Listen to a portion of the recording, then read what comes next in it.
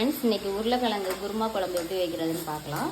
அதுக்கு பெரிய வெங்காயம், தக்காளி, இஞ்சி, பூண்டு, கொஞ்சம் தாளிக்கிறதுக்கு சின்ன வெங்காயம். இது ட்ரையாக ஃப்ரை பண்ணது. பட்டை, லவங்கம், கிராம்பு மூணையும் ட்ரையாக ஃப்ரை பண்ணிவிட்டு இது கூட வந்துட்டு நம்ம இஞ்சி பூண்டு போட்டு கொஞ்சம் சோம்பு போட்டு அடித்து பேஸ்ட் எடுத்துக்க போகிறோம். வெங்காயமும் தக்காளியும் ஒன்றா போட்டு அடித்து பேஸ்ட் எடுத்துக்க போகிறோம்.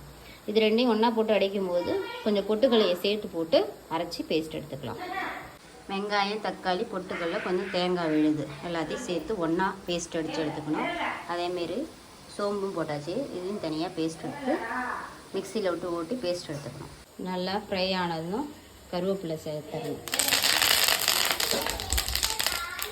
வானல் வச்சு தாளிக்கிறதுக்கு இலை, பட்டை, கிராம்பு,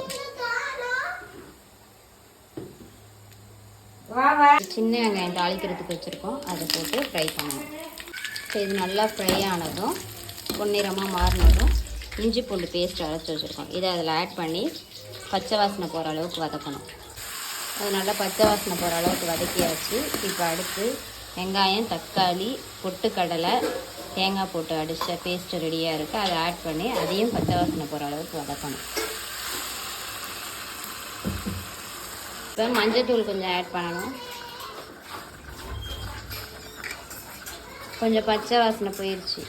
தேவைக்கேற்ப மிளகாத்தூள், 1.5 ஸ்பூன் மல்லித்தூள்,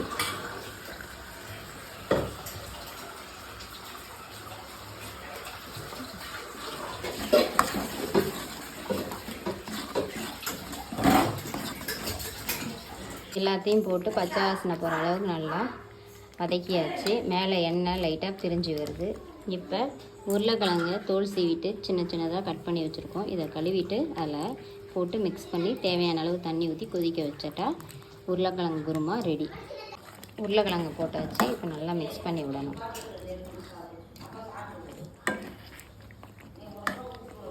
தேவையான அளவு உப்பு, தண்ணி சேர்த்து ஒரு மூடி போட்டு வச்சிடணும்.